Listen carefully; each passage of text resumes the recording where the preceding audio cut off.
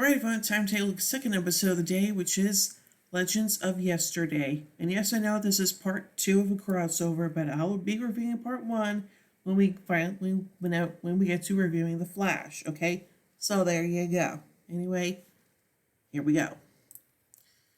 In a flashback from Egyptian Middle Kingdom, it is revealed that in the past lives, Kendra was known as Shiara, priestess of Horus, and Carter was Khufu, the prince of Egypt, and Vandal Savage known as Hathset, a priest and advisor to Ramses II. Shiara and Khufu were romantically involved. In the present day, Timur arrives at Central City and takes lodgings at a house in the city's suburbs. Oliver goes alone to see Samantha Clayton and suspects he is the father of her son, William. To confirm it, he manages to take a hair sample from the boy's cap. Malcolm Merlin has arranged a meeting with Vandal Savage, in which Oliver and Barry and he takes part. While running to the meeting place, Barry notices himself running alongside himself the same way he did before and out of time. In the meeting, Vandal demands the heroes give up Shiara and Khufu within 24 hours, or else he destroys Central City. Oliver and Barry deliver Vandal's ultimatum, and the group goes on to do separate things. Cisco goes to work on protective gloves against Vandal's staff of Horus, where Barry informs him about seeing himself, distressing Cisco. Carter takes Kendra to train in order for her to awaken, telling her to strike him, briefly awakening through anger. Oliver has Barry run a test on the hair sample he obtained, which confirms his suspicions. He tells Barry not to tell anyone about this, but just as he leaves, Felicity shows up, and Barry's attempt to hide the test result fails, and Felicity discovers that Oliver had Barry run a paternity test. Oliver turns to Samantha and tells her he knows. Samantha fears that Moira Queen paid her $1 million to tell Oliver she lost a child and shows the check as proof. She then came to Central City to stay far away from her. Oliver wants an opportunity to get to know William, but Samantha demands that he won't tell anyone, to which Oliver doesn't agree. Oliver returns to the house and meets an angry Felicity. As Oliver tries to evade the subject, Felicity claims she doesn't care Oliver has an illegitimate child, but she cares how he lied to her again, breaking up with him. Barry then tells Oliver that it's time to go meet Savage. Oliver's plan involves him, Barry, Kendra, and Carter. They think that Vandal's ignorance about Kendra's awakening works to their advantage. The plan goes awry when it's learned that Cisco's gloves started working against the staff and Kendra is unable to awaken. Vandal kills Kendra and Carter and then uses the staff to cause a massive blast that obliterates the city, Oliver and everyone else. Barry's able to escape due to super speed, and then finds himself traveling back to the past, time he, Oliver, and Malcolm met with Savage. Now what will transpire? Barry tells Oliver he's the father to someone and that it will end badly with Felicity, and that he's also not in the right mind to face Savage. Oliver takes Barry's word and says they are going to do things differently this time. Oliver goes to Cisco and asks him to talk with Kendra, says Carter's methods aren't working. Cisco does so, and he suggests that Kendra focus on the priestess rather than warrior in her. Cisco manages to get Kendra to allow herself to remember what happened when Savage killed her and Carter the first time. Kendra has a flashback from 4,000 years ago when Savage caught her with Shiara and Carter as Khufu in bed together and declares that sleeping with the holy priestess is punishable with death. As Khufu and Savage fight, a large meteorite strikes the palace and Savage kills Khufu and Shiara.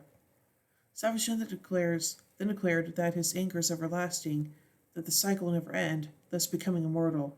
Shiara, in her death throes, prays to Horus, and she and Khufu receive Horus's blessing, and start a cycle of their deaths and rebirths. Shiara also witnessed that shards of the meteorite was glowing with blue hue. Awakening the present, Kendra thinks she discovered the way to defeat Savage. Kendra has everyone assembled and reveals to what she saw, surprising Carter as he has never been able to remember the first death. Kendra believes that the material from the meteorite that crashed that day may be the key, and Felicity confirms that Egypt is hit with a lot of meteors during the Middle Kingdom. Cisco realizes that the gloves won't work because they're missing a key component, like an nth metal. Barry runs to obtain a meteorite shard and Cisco adds it to the gloves. Oliver then tells it's time to go, and, unlike last time, he tells Diggle, Thea, and Laurel to suit up. At the meeting, things go differently this time as Team Arrow is able to distract Savage and Kendra is now able to fight. Barry manages to grab the staff and this time the gloves work. Eventually Savage is defeated and he turns to dust. Oliver, Barry, Cisco, Kendra, and Carter think about the future, as this is new to Kendra and Carter, so he's never been able to defeat Savage before. Kendra agrees to go with Carter and says her farewell to Cisco. Oliver and Barry discuss William, and Barry suggests that he should be there for him. Oliver goes to Samantha this time, and Oliver agrees to her condition that he won't tell anyone about him, not even Felicity. He then has a moment with his son as they play with action figures. Oliver and Felicity return to Star City and share a moment together. In Central City, Malcolm goes to Savage's remains and collects them while reiterating the Savage's chant. Oh boy. So anyway, let's take a look at some trivia surrounding this episode. This is the highest rated episode of Arrow with an 8.9 on IMDb. The check that Samantha never cashed showed the address of Moira and Robert Queen to be 1407 Graymalkin Lane. This is the address of the X Mansion in Marvel Comics. This could be reversed to the fact the outside shots of the Queen Mansion use the same building as those used for the X Mansion and for the Luthor Mansion in Smallville. This episode marks the shortest appearance of Star City on Arrow, as the city only appeared during the final scene. Most of the episode takes place in Central City.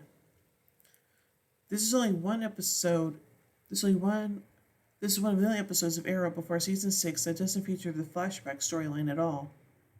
Despite this being an Arrow episode, the flash lightning transition graphic is still used during the episode.